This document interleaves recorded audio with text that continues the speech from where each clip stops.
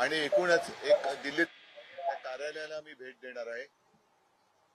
त्याच्यानंतर आजच संध्याकाळी राहुलजींनी त्यांच्या घरी जेवण ठेवले. त्यांनी स्वतः फोन करून मला आमंत्रण दिलं आणि एकूणच एक दिल्ली तालुका एक दिवस मी असतो, एक दोन दिवस असतो. आपली सुद्धा भेट होते.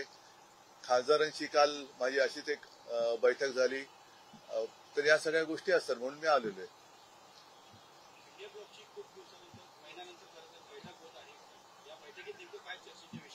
ते आता चर्चा झाल्यानंतर तुम्हाला सांगतो.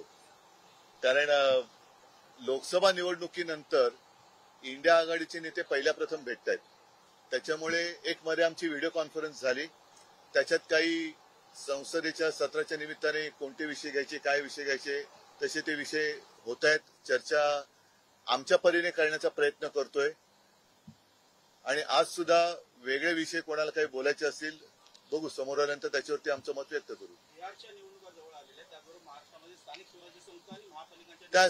त्यावेळेला तिकडे महाराष्ट्रात आलं की या विषयाचं उत्तर देतो.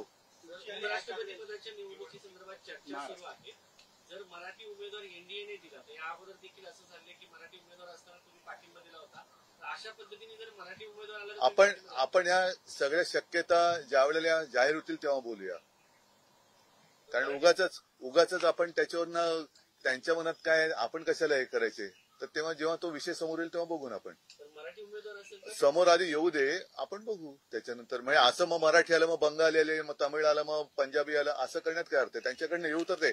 पहिला महत्वाचा विषय की पहिलं उपराष्ट्रपतींना तडकाफडकी काढलं का आणि उपराष्ट्रपती महोदय आता आहेत कुठे, हा विषय महत्वाचा आहे.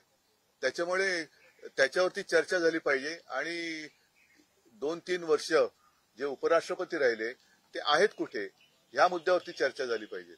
गेल्या वेळी तुम्ही त्यांना भेटला होता, तर असा काही विषय आहे का ते भेटत होते विरोधी पक्षांच्या नेत्यांना? मला काय माहित नाही. त्याच्यानंतर आता भेटले तर मी बोलू शकेन, पण भेट घ्यायची झाली तर ते आहेत कुठे माहिती नाहीत.